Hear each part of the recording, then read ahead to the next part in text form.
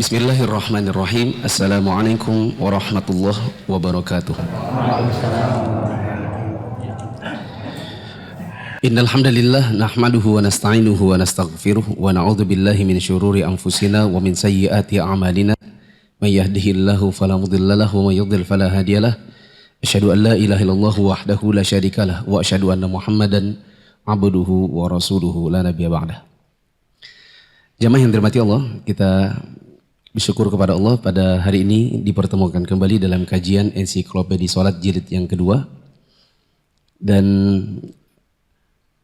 nanti setelah selesai sholat isya, khusus yang bulan lalu belum dapat coklat Arafah, silakan ke parkiran, saya parkir di sebelah kanan kalau kita keluar, khusus yang belum dapat bulan lalu. Insya Allah ada coklat, kali ini bukan dari Arafah tapi dari Uhud. Semoga yang belum pernah ke sana Allah mudahkan rezekinya. Mari kita lanjutkan apa yang sudah dituntaskan oleh Ustadz Abu Yaman pada pertemuan yang lalu. Beliau selesaikan sampai permasalahan cara menyusun shaf apabila di situ hadir laki-laki dewasa, laki-laki anak-anak, perempuan dewasa dan juga perempuan anak-anak. Kita lanjut dalam poin ke-7, halaman 644 di kitab Arab. Kata penulis, sabi'an mata yaqumul ma'mumun li ada'is shalah.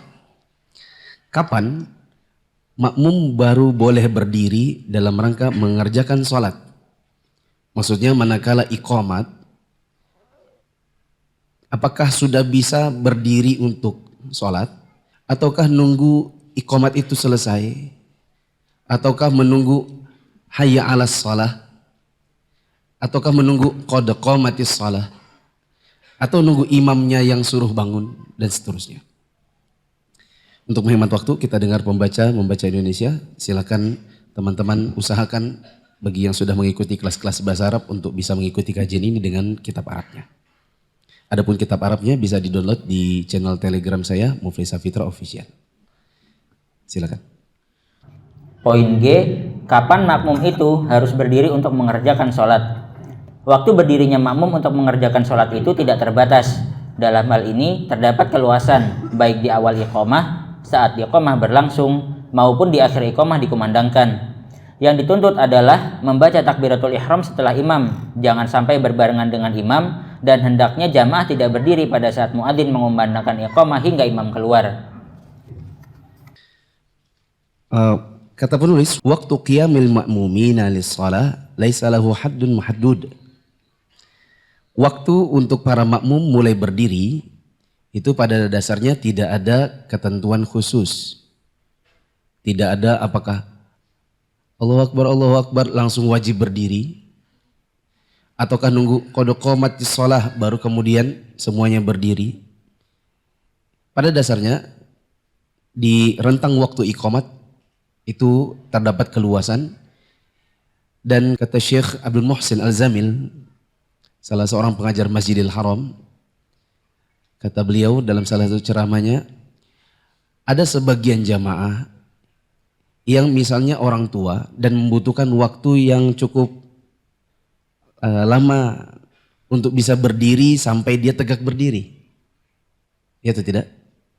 Ada anak muda begitu berdiri bisa langsung lompat bahkan.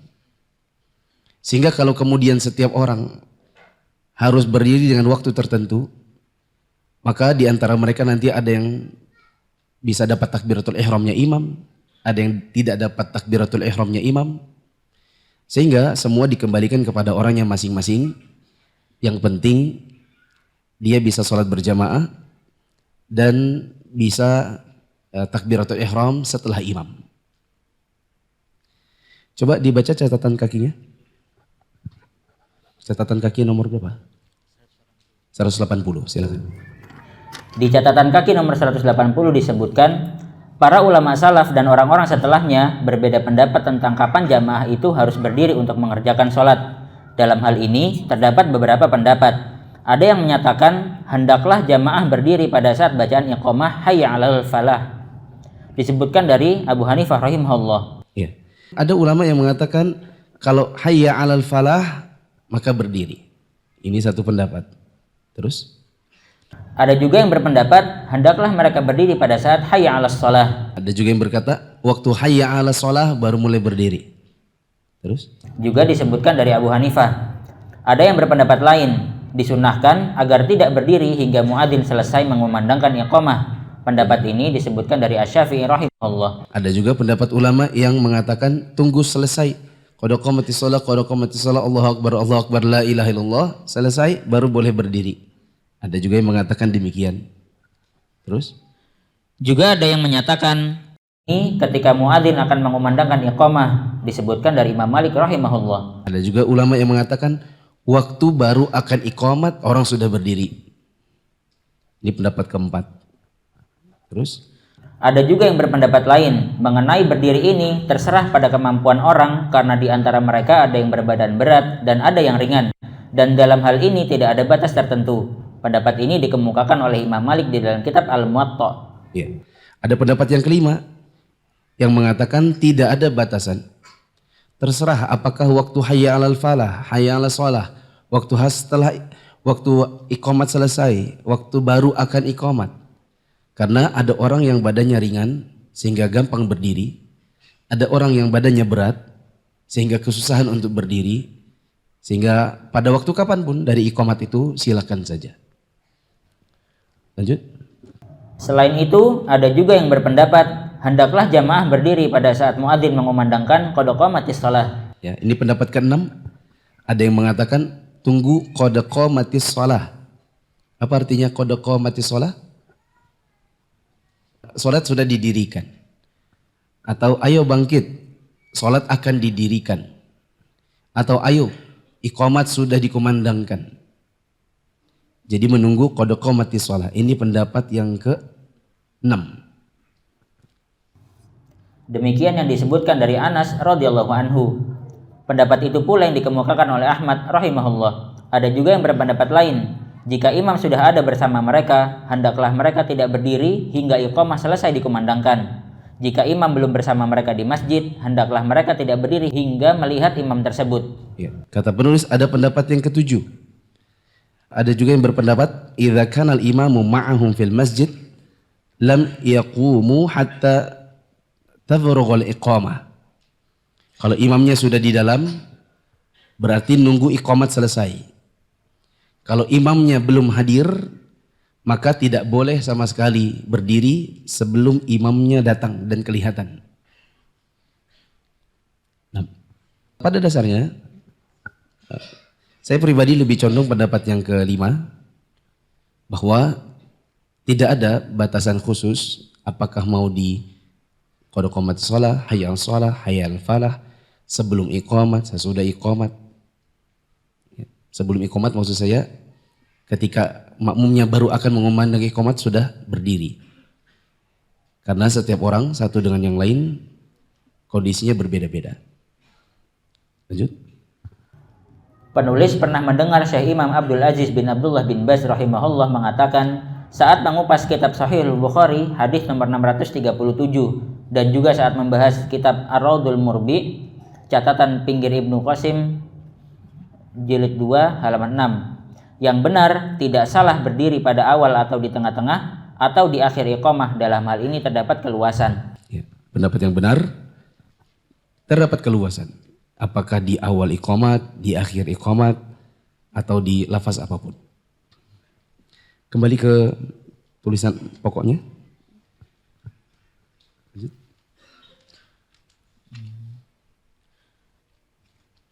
Yang demikian itu didasarkan pada hadis Abu Qatadah radhiyallahu anhu. Dia bercerita Rasulullah shallallahu alaihi wasallam bersabda, "Idza uqimatis shalah fala taqumu hatta taruni qad kharajtu."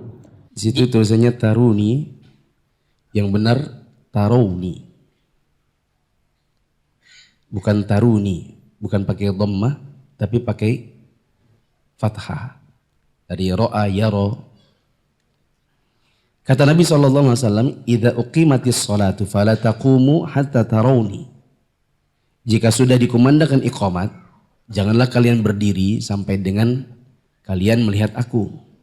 Ini dalil yang seolah-olah menetapkan bahwa kalau imam belum kelihatan maka jangan berdiri. Nanti akan ada lafaz yang lain riwayat dari Abu Hurairah yang seolah-olah memperbolehkan untuk mulai berdiri meskipun Nabi belum terlihat. Coba dibaca.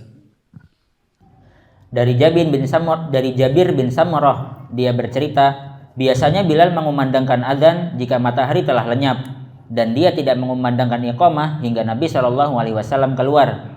Jika beliau telah keluar, Bilal pun mengumandangkan iqamah salat, yaitu ketika dia melihat beliau. Antara hadis di atas dan hadis Abu Qatadah sebelumnya dapat dipadukan bahwa Bilal radhiyallahu anhu selalu memantau keluarnya Nabi SAW, sehingga dia melihat awal kemunculan beliau sebelum orang lain melihatnya, atau ketika baru sedikit orang yang melihat beliau. Pada awal kemunculan Nabi SAW itulah Bilal mengumandangkan iqamah dan orang-orang tidak berdiri hingga mereka melihat beliau. Rasulullah SAW tidak mengambil posisi berdiri hingga beliau meluruskan barisan-barisan mereka. Setelah mengungkapkan penggabungan dua hadis di atas, Imam Al-Qurtubi berkata, dengan susunan ini bisa dilakukan penggabungan antara hadis-hadis yang saling bertolak belakang dalam pengertian. Adapun hadis Abu Hurairah radhiyallahu anhu yang berbunyi, iqamah salat itu dikumandangkan atas kedatangan Rasulullah SAW dan orang-orang menempati barisan masing-masing sebelum Nabi SAW berdiri di tempat beliau. Berkenaan dengan hal tersebut, Imam An-Nawawi rahimahullah berkata, ucapannya dalam riwayat Abu Hurairah radhiyallahu anhu, orang-orang menempati barisan masing-masing sebelum keluarnya Nabi, bisa jadi hal itu memang terjadi satu atau dua kali dalam rangka menjelaskan bahwa yang demikian itu juga dibolehkan atau karena suatu halangan. Mungkin juga sabda beliau, fala taqumu hatta tarawni, janganlah kalian berdiri hingga kalian melihatku, disampaikan setelah kejadian tersebut. Para ulama mengungkapkan larangan berdiri sebelum jamaah melihat beliau dimaksudkan agar mereka tidak berdiri terlalu lama dan karena hal itu dapat menghalangi beliau sehingga menyebabkan keterlambatan. Perhatikan dulu teman-teman. Ada riwayat dari Abu Hurairah bahwa Nabi SAW dahulu beliau belum keluar atau belum nampak di dalam masjid, para sahabat sudah bikin shaf. Berarti seolah-olah meskipun imamnya belum masuk, kita sudah boleh berdiri. Ada riwayat yang lain dari Abu Qatadah. Nabi SAW mengatakan, "Idza uqimatis sholatu fala taqumu hatta tarawni." Jika sudah dikumandangkan iqamat, jangan dulu berdiri sampai kalian lihat aku. Riwayat yang kedua ini seolah-olah kalau imam belum masuk ke dalam masjid tidak boleh berdiri dulu. Bisa dipahami? Berarti riwayat Abu Hurairah yang pertama dan riwayat Abu Qatadah yang kedua seolah-olah bertentangan. Kalau dua-duanya sahih, maka harus ada jalan untuk menjamak atau mengkompromikan dalil ini. Di antara ulama ada yang mengatakan, tadi sudah disebutkan, sebagian mereka memaknai perbuatan sahabat yang diriwayatkan oleh Abu Hurairah yang mereka sudah bikin shaf sebelum Nabi muncul itu awal-awalnya. Belakangan perbuatan mereka yang sudah berdiri duluan sebelum Nabi masuk itu malah menghambat Nabi untuk maju ke depan. Sehingga akhirnya Nabi bikin larangan. Muncullah riwayat Abu Qatadah. Maka Nabi bilang, jangan dulu berdiri sebelum saya masuk. Karena kalau kalian berdiri duluan, bikin ramah saya jalan.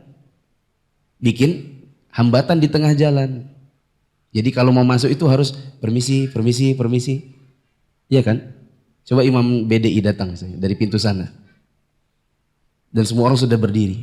Dia kan harus maaf, misi, permisi, permisi. Terlalu lama.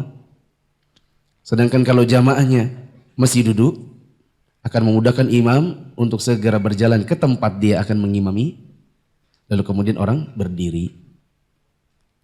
Ini yang dimaksud dengan ada riwayat seolah-olah boleh berdiri sebelum imam datang. Ada riwayat seolah-olah tidak boleh berdiri sebelum imam datang. Dan cara mengkompromikannya adalah riwayat yang membolehkan berdiri itu awal-awalnya dulu, lalu kemudian Nabi melarangnya. Lanjut. Al-Hafidz Ibnu Hajar Al-Asqalani rahimahullah pernah berbicara tentang hadis Abu Hurairah radhiyallahu anhu. Bisa dipadukan antara hadis tersebut dengan hadis Abu Qatadah bahwa hal itu bisa jadi dilakukan dengan tujuan menjelaskan dibolehkannya hal tersebut, bahwasanya apa yang mereka lakukan dalam hadis Abu Hurairah menjadi sebab turunnya larangan melakukan hal tersebut yang terdapat dalam hadis Abu Qatadah. Bahwasanya mereka juga pernah berdiri pada saat iqamah salat tengah dikumandangkan meskipun Nabi SAW belum keluar. Tetapi kemudian beliau melarang hal tersebut karena dikhawatirkan akan menimbulkan kesibukan yang memperlambat beliau keluar sehingga akan memperberat mereka dalam menunggu kedatangan beliau.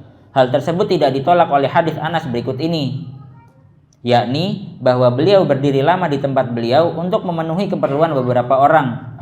Ada kemungkinan hal itu jarang terjadi atau itu memang beliau kerjakan dengan tujuan untuk menjelaskan bahwa hal tersebut boleh dikerjakan. Maka kesimpulannya, kalau ditanya kapankah makmum itu sudah bisa berdiri, maka jawabannya ada dua sudut pandang. Kalau ditinjau dari imamnya sudah hadir atau belum, maka jawabannya tunggu imamnya hadir. Kecuali imamnya betul-betul terlambat dari waktu yang telah disepakati. Seperti ini sudah pernah saya bahas 2 pertemuan yang lalu. Di masjid ini ada TV, yang di TV itu kita tahu iqamat itu kapan dikumandangkan. Sehingga kalau sudah datang waktunya 00.00 artinya habis waktu tunggunya, iqamat sudah waktunya dikumandangkan dan imam belum datang, maka diperbolehkan ada imam pengganti. Dan biasanya kalau di Arab Saudi imam pengganti adalah muadzin itu sendiri, ditunjuk oleh pemerintah, oleh Kementerian Agama bagian urusan masjid. Di masjid A imamnya siapa, muadzinnya siapa, di mana apabila imam berhalangan datang, maka muadzin yang azan, dia juga yang iqamat, dia juga yang imam. Kalau di masjid BDI misalnya, berapa kali kita lihat atau setiap sholat mungkin kita sering lihat ada papan mika segitiga tertulis imam pengganti. Maka orang tersebutlah yang ditunjuk sebagai penggantinya imam bila imam pada menit 00.00 tidak kunjung datang. Sudut pandang yang kedua adalah dari sudut pandang saat dikumandangkan iqamat. Kapankah orang bisa berdiri? Apakah iqamatnya baru mulai? Ataukah hayya ala shalah? Ataukah hayya ala falah? Ataukah qad qamatis shalah? Ataukah tunggu selesai la ilaha illallah? Maka dalam hal ini ada keluasan. Mau berdiri di qad qamatis shalah boleh, hayya ala shalah boleh, dan seterusnya.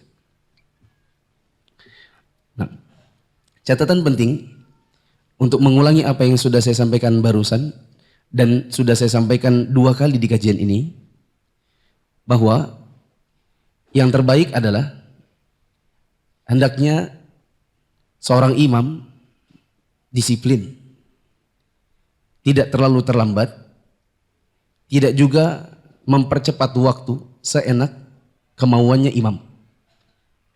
Dan itu bisa ditentukan dengan musyawarah DKM. Kalau mau pakai jam, maka saya pikir itu juga lebih mendisiplinkan baik imam, muazzin maupun jamaah. Seperti ini jam ini, 04.38, 12, 15, 16, 19, 14. Di mana jam ini juga bisa di-setel. Misalnya hitung mundur dari 9.14 sampai iqamatnya adalah 10 menit misalnya. Dan bila 000 selesai, bila imam tidak muncul, maka imam pengganti yang maju. Karena ada kalanya imam itu punya uzur, ada kala imam ketiduran, ada kala imamnya punya hajat dan ingin percepat lalu dia percepat padahal makmumnya belum siap.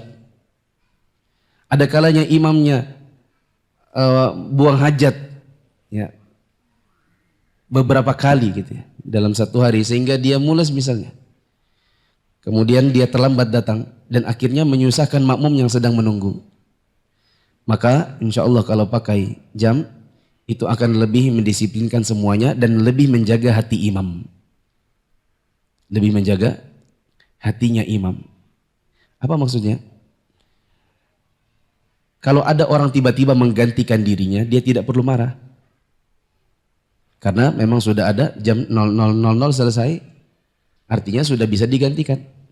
Karena tanpa itu, dan semua hanya sekedar prediksi, imamnya misalnya pakai jam tangan, makmumnya pakai jam TV, makmum yang lain pakai jam handphone.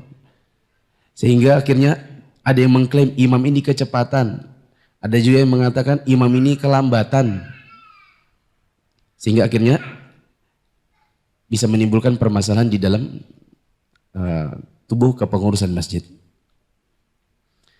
Wallahu a'lam bishawab. Lanjut ke poin ke-8.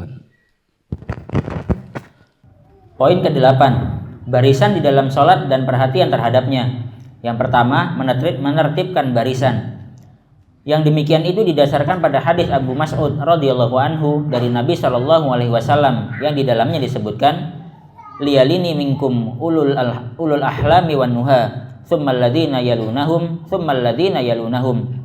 Hendaklah berdiri di belakangku orang-orang dewasa dan berakal di antara kalian, kemudian hendaklah disusul oleh yang berikutnya, dan setelah itu disusul oleh yang berikutnya. Dari Abdullah bin Mas'ud radhiyallahu anhu bahwa Rasulullah Shallallahu alaihi wasallam bersabda, liyalini minkum ulul ahlami wan nuha, tsummal ladzina yalunahum salasan wa iyyakum wa haisyatil aswaq.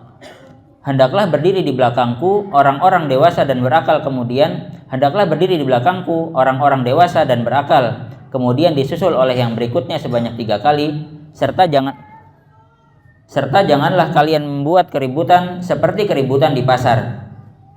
Di dalam hadis di atas terdapat susunan barisan berdasarkan keutamaan di belakang imam, yakni laki-laki dewasa, lalu anak-anak, dan disusul kemudian oleh wanita, selama anak-anak tidak lebih dulu datang dan menempati barisan pertama. Distabiloi kata-kata selama anak-anak itu memang datang lebih awal. Apa di situ tadi bahasanya? Selama anak-anak itu tidak lebih dulu datang dulu datang daripada orang-orang dewasanya. Artinya kalau anak-anak itu memang lebih dulu datang daripada orang dewasa, maka tidak boleh memundurkan anak-anak dari saf di depan. Dan ini sudah saya singgung beberapa kali. Ada sebagian ustadz yang punya keyakinan anak-anak default di belakang dan harus begitu. Lalu kemudian sebagian anak-anak yang sejatinya memang bisa sholat dengan rapi, tidak bermain-main, bahkan datang lebih dulu, sengaja dipindahkan ke belakang. Dan ini adalah pendapat yang tidak benar.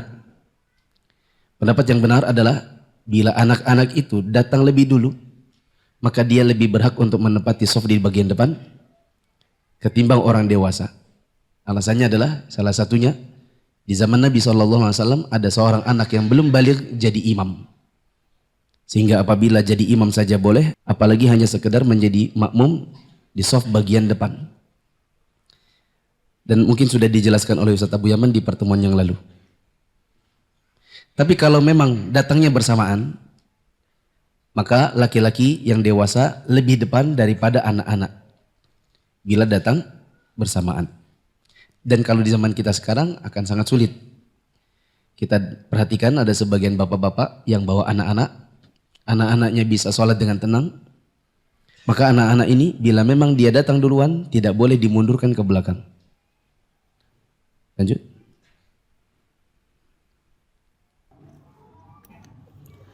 Jika anak-anak itu lebih awal datang, merekalah yang lebih berhak menempati barisan pertama. Adapun jika makmum hanya 1 orang, hendaklah dia berdiri di sebelah kanan imam. Yang demikian itu didasarkan pada hadis Ibnu Abbas radhiyallahu anhuma. Jika makmum 2 orang, hendaklah keduanya berdiri di belakang imam. Afwan. Tentang makmum 1 orang berdiri di mana, 2 orang berdiri di mana, sudah dijelaskan.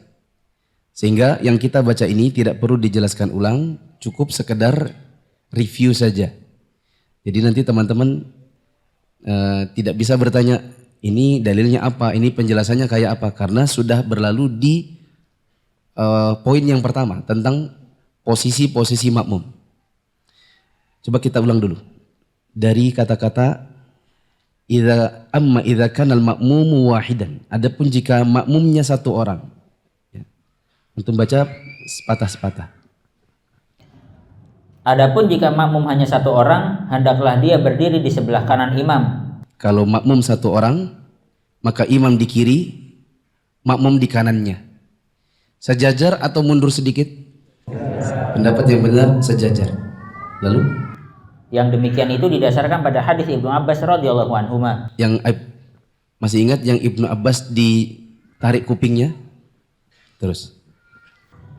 Jika makmum 2 orang, hendaklah keduanya berdiri di belakang imam. Kalau makmumnya 2 orang, laki-laki semua, maka mereka di belakang.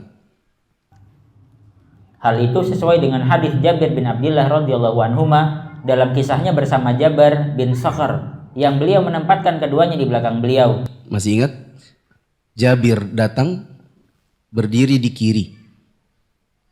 Kemudian Nabi ambil tangannya, Nabi pindahkan ke kanan. Tidak lama Jabbar datang berdiri di kiri juga. Jadilah Nabi berada di tengah keduanya. Apa yang dilakukan Nabi? Nabi pegang kedua tangannya satu-satu, lalu kemudian dimundurkan ke belakang. Ini menunjukkan bahwa makmum 2 orang atau lebih di belakang imam. Kecuali apa?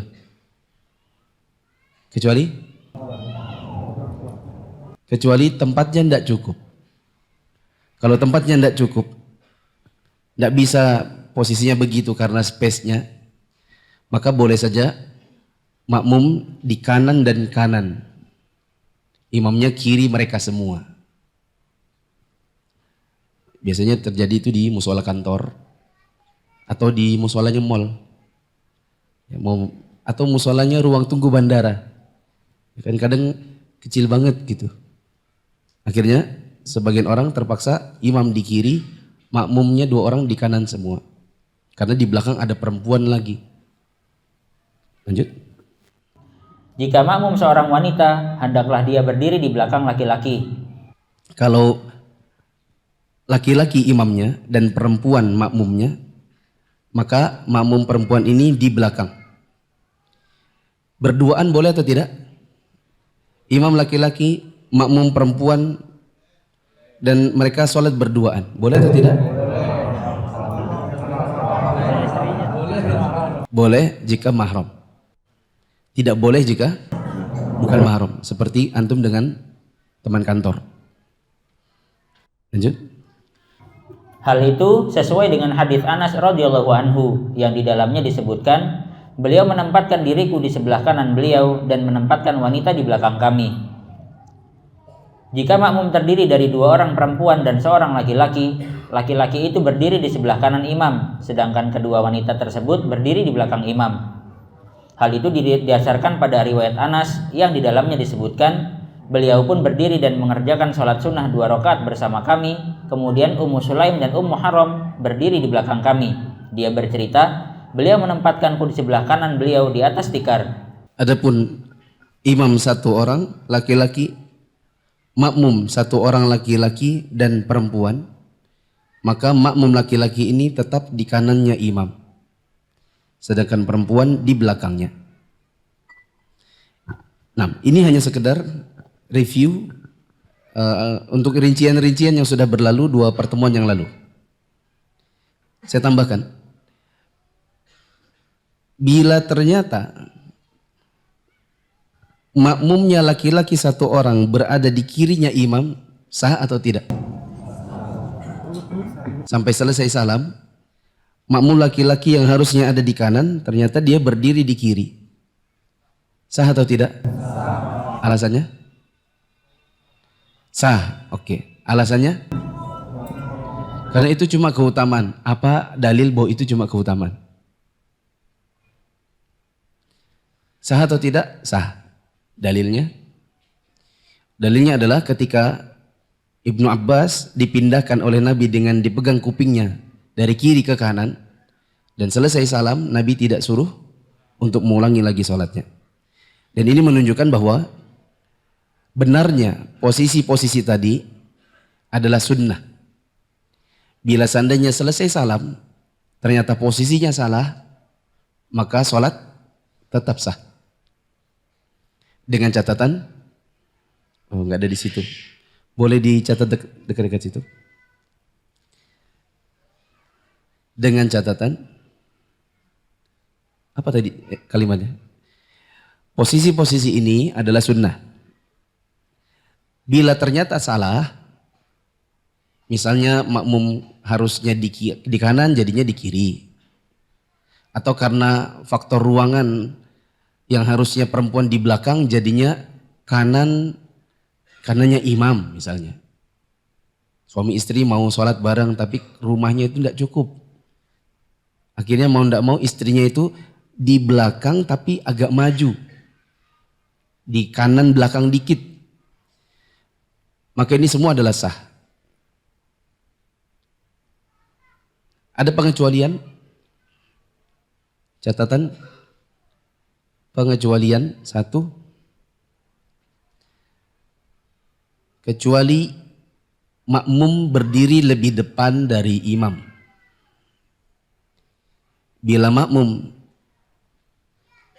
sengaja berdiri di depan imam, maka tidak sah sholatnya.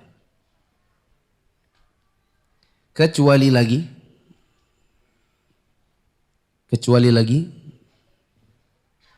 ada yang tahu? Makmum lebih depan, bahkan di depannya imam, tapi sah. Bagaimana tuh? Kecuali ada satu kondisi di mana makmum itu di depannya imam dan itu sah. Masjidil Haram. Di Masjidil Haram. Semoga Allah berikan teman-teman semua rezeki ke sana. Bagi yang belum dan lagi bagi yang sudah. Di mana imam hadap Ka'bah dan di sebelah sananya ada makmum. Jadi makmum itu di depannya imam dan itu sah. Ya itu tidak? Nah. Sekarang sunnah dalam meluruskan shaf. Poin kedua, meluruskan shaf atau barisan itu wajib menurut pendapat yang benar. Dan yang saya maksud dengan sunnah ini adalah sunnah secara umum, bahwa kita dituntunkan untuk merapikan dan meluruskan shaf. Dan pendapat yang benar ini termasuk kewajiban di dalam sholat. Lanjut. Hal itu didasarkan pada hadis Nu'man bin Bashir radhiyallahu anhu. Dia bercerita, aku pernah mendengar Rasulullah shallallahu alaihi wasallam bersabda, la tusawwunna sufufakum aw la yukhalifannallahu baina wujuhikum. Luruskan barisan kalian atau Allah akan membuat wajah-wajah kalian saling berselisih. Dalam lafaz Muslim disebutkan, Rasulullah shallallahu alaihi wasallam pernah meluruskan barisan kami seakan-akan beliau meluruskan barisan itu dengan anak panah. Hingga beliau melihat kami benar-benar telah memahaminya. Pada suatu hari, beliau keluar lalu berdiri hingga ketika akan bertakbir. Tiba-tiba beliau melihat seseorang menampakkan dadanya dari barisan. Maka beliau bersabda, Ibadallah, la tasawwunna sufufakum aw la yukhalifannallahu baina wujuhikum. Wahai hamba Allah, benar-benar luruskan barisan kalian atau Allah akan membuat wajah-wajah kalian saling berselisih. Ungkapan Syekhul Islam Ibnu Taimiyah rahimahullah memperlihatkan kewajiban meratakan dan meluruskan barisan. Maaf, saya potong dulu. Di antara aplikasi dari tuntunan ini adalah saat kita sholat berjamaah, ada sebagian jamaah yang mungkin kakinya agak mundur sedikit, ada yang maju sedikit, sehingga tumit-tumit mereka itu tidak sejajar. Sementara Nabi SAW mengatakan, betul-betul kalian luruskan soft kalian, atau Allah akan membuat wajah-wajah kalian berselisih.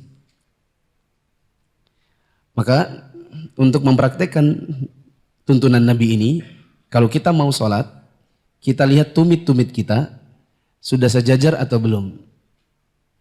Dan biasanya imam menambahkan perkataan istawu sawu sufufakum fa inna taswiyatas sufuf min tamami sholat. Kemudian dia pakai bahasa Indonesia, mohon jamaah diluruskan, dirapatkan, dan tumitnya sejajar garis. Kalau di BDI, saya sukanya ada garis, ada kain putih. Yang siapa yang nginjak itu kain, berarti dia terlalu belakang. Ya atau tidak? Itu kan tempat sujudnya orang soft di belakang. Maka kita dengan mudah untuk melihat orang ini tidak meluruskan soft apabila kita lihat ada tumit nginjak kain putih. Begitu. Dan kalau ada yang mengatakan kain-kain seperti ini adalah bid'ah, maka saya pribadi lebih condong dia bukan bid'ah. Dia bukan bid'ah. Dia diperbolehkan. Banyak manfaat juga yang didapatkan darinya. Seperti untuk membantu meluruskan soft, kemudian untuk menghemat pekerjaan DKM manakala harus mencuci karpet. Karena kalau karpetnya sudah bau, nanti yang dicuci cukuplah kainnya. Sedangkan karpetnya mungkin dicuci cukup 1 tahun 1 kali. Atau 2 tahun 1 kali.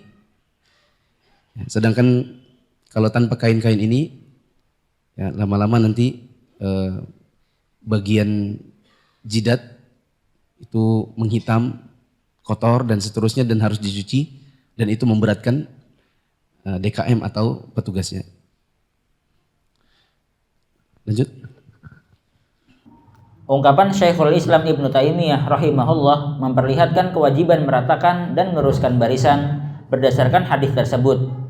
Juga berdasarkan hadis Anas radhiyallahu anhu dari Nabi sallallahu alaihi wasallam, "Sawwu sufufakum fa inna taswiyatas sufuf min iqamatis shalah."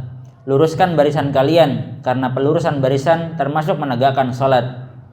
Dalam lafaz Muslim disebutkan min tamamis shalah, termasuk dari kesempurnaan salat.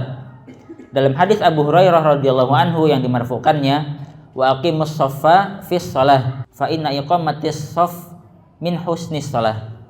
Dan luruskanlah barisan dalam salat karena pelurusan barisan termasuk dari kebaikan salat. Orang yang menyebutkan adanya ijma yang mensunnahkan pelurusan barisan salat, maksudnya adalah penegasan hukum sunnah terhadap hal itu dan bukan penghilangan hukum wajibnya. Wallahu a'lam. Kata penulis, di antara para ulama ada yang mengatakan bahwa ijma' para ulama bahwa orang yang meluruskan shaf maka dia telah melaksanakan sunnah dan mendapatkan pahala. Akan tetapi itu tidaklah menafikan kalau kemudian hukumnya dianggap wajib. Kenapa dianggap wajib? Karena kalau tidak wajib, Nabi tidak mungkin menyebutkan ancamannya. Kalau kita baca tadi, ada ancaman yang Nabi SAW sebutkan. Betul-betul kalian luruskan soft kalian, kemudian Nabi sebutkan ancaman. Apa ancamannya? Atau Allah akan membuat wajah-wajah kalian berselisih.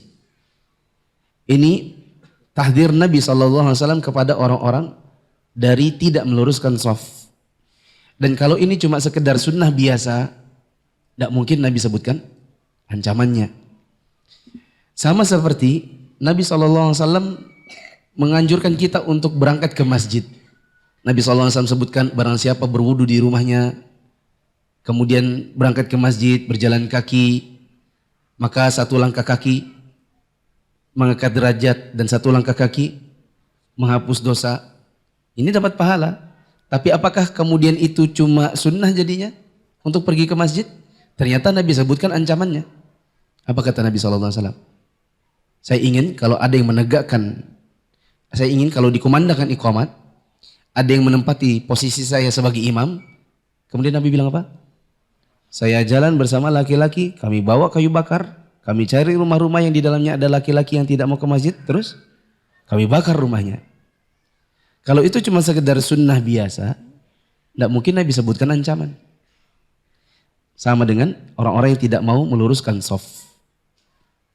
Maka kalau ada orang yang sholat, kemudian tumitnya misalnya nabrak garis belakang, maka harusnya dia ketika disuruh maju, Pak, maju sedikit, dia harus mau maju. Karena dia nanti berdosa apabila dia tidak meluruskan shaf. Karena pendapat yang benar, meluruskan shaf itu adalah wajib. Orang yang melakukannya, maka dia dapat pahala. Wallahu a'lam. Ikut Mia belajar Islam jadi lebih mudah dan makin yakin. Kita belajar dari yang paling dasar, yang paling utama, dan yang paling kita butuhkan. Mufid Islamic Academy atau MIA adalah sebuah program pembelajaran Islam melalui pembahasan kitab-kitab para ulama yang dibahas secara terstruktur dan berjenjang. Untuk informasi lebih lanjut tentang pendaftaran, teman-teman bisa mengakses di media sosial Mufid TV Official, baik yang ada di Telegram, YouTube, Instagram, maupun di Facebook. Assalamualaikum warahmatullahi wabarakatuh.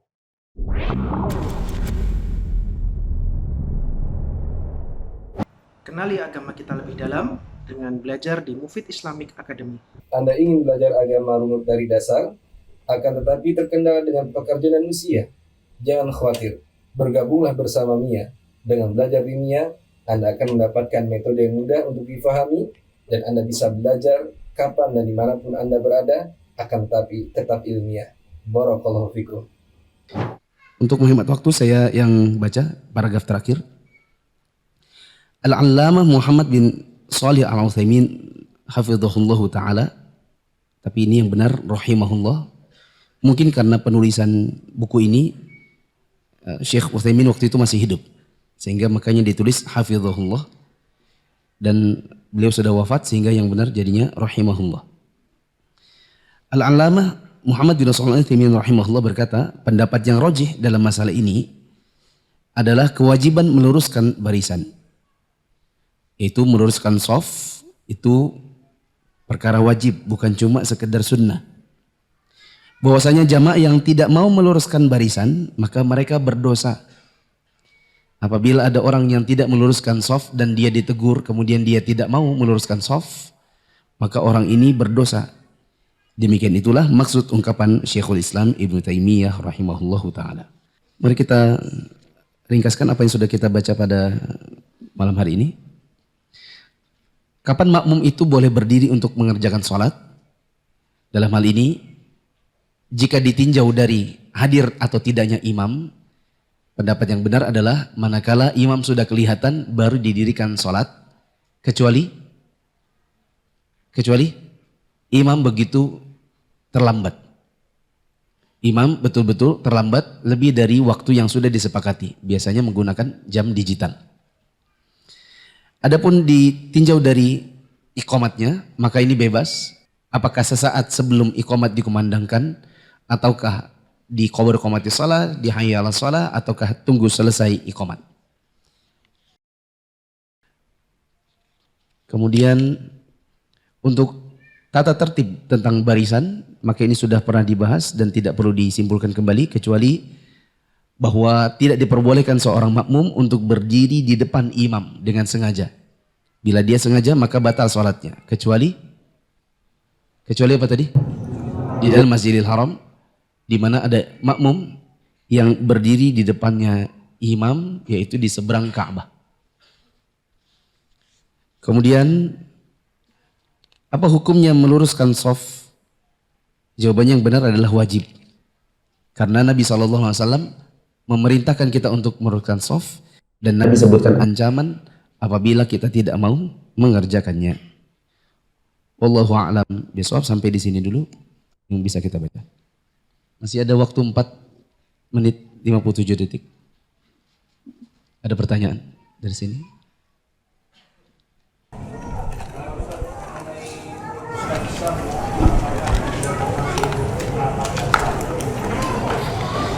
Yang dimaksudkan Nabi di sini apakah cuma meluruskan ataukah juga merapatkan? Untuk merapatkan, maka ada riwayat dari Anas bin Malik. Anas bin Malik mengatakan, di zaman Nabi dahulu, kami meluruskan dan merapatkan tumit-tumit kami. Sehingga yang lebih utama, lihat ya, yang lebih utama adalah tumit ketemu tumit. Minimal kaki ketemu kaki. Tapi jika ada jarak renggang dan memang itu ada uzur, semoga tidak apa-apa. Pendapat ini mungkin tidak populer. Yang sering kita dengarkan adalah kewajiban untuk merapatkan shaf. Kewajiban untuk merapatkan shaf. Tapi wallahu alam, ini yang saya yakini dan ini juga yang sering kita diskusikan dengan sebagian ustadz-ustadz, bahwa rapatnya shaf itu utama. Bila ada renggang sedikit, misalnya karena uzur, misalnya saya pernah berdiri di sebelahnya Syekh Shalih bin Fauzan. Saya perhatikan beliau kakinya tidak begitu rapat dan seperti tidak ingin rapat. Bahkan imam masjidnya beliau suruh saya untuk minggir sedikit. Maksudnya dengan kode tangannya agak misi sedikit. Ya. Kemudian saya mulai tanya-tanya kepada sebagian murid-muridnya, ternyata Syekh itu kalau duduk tahiyat tidak bisa dengan space kecil karena sudah tua dan kakinya butuh lurus agak lebar. Tidak bisa ditekuk sebagaimana kita duduk iftirash atau tawarruk karena faktor kaki, postur tubuh. Sehingga beliau membutuhkan space sedikit. Jadi kakinya kalau lagi tahiyat itu bisa diselonjorkan. Maka semoga ini tidak mengapa. Ya. Karena pendapat ini juga lahir karena saya dulu bertanya-tanya kenapa ya sebagian ulama kita di Saudi kok ada yang tidak rapat shafnya. Apakah mereka tidak mengetahuinya dan itu tidak mungkin? Ataukah tidak meyakininya atau bagaimana? Belakangan saya baru dapatkan jawaban dari sebagian murid-murid yang senior, bahwa keyakinan sebagian ulama kita rapat itu utama. Renggang sedikit karena uzur itu boleh. Gitu ya. Masih ada 2 menit. Ada pertanyaan? Terkait meluruskan kan tadi hukumnya wajib Ustaz. Kalau meluruskan wajib. Merapatkan tidak wajib. Kalau tidak lurus berarti gimana Ustaz? Kalau tidak lurus berarti meluruskan yang wajib. Kalau tidak lurus maksudnya? Kalau tidak lurus terus? Kan berarti hukumnya maksudnya aku melanggar dosa tidak lurus. Iya, kalau tidak lurus berarti orangnya berdosa. Sebagaimana kata Syekh Utsaimin tadi. Kecuali bila dia tahu atau tidak sadar. Kadang-kadang kita tidak meluruskan shaf bukan karena tidak mau, tapi tidak sadar, tidak lihat garisnya. Kita cuma perhatikan jari jemari. Padahal harusnya yang diperhatikan apa? Tumit. Maka kalau seandainya tidak tahu, tidak sadar, tidak apa-apa. Tapi disuruh, ayo Pak, maju Pak. Tapi orang yang tidak mau, tidak usah. Pak, maaf ini harusnya diluruskan. Tidak. Ya. Sebagaimana saya pernah ketemu di Palu dulu. Waktu saya ngisi di Palu, di sholat subuh, ada ikhwan yang suruh muadzinnya. Padahal kita tahu itu muadzin setempat, orangnya sudah tua, sama ikhwan itu diginin. Maju Pak, maju. Ya. Dikit lagi Pak, kanan-kanan. Nah itu maju dikit lagi Pak. Ya, kiri-kiri sedikit. Ya, kiri.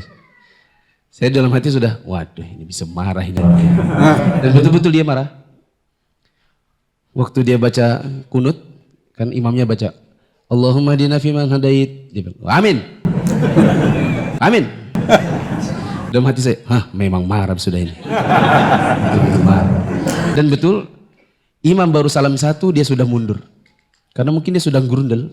Imam baru salam pertama ke kanan, dia sudah mundur. Begitu imam salam kedua, dia panggil yang tadi, suruh dia maju-maju dan minggir dikit-dikit kanan kiri sedikit. Sini kamu.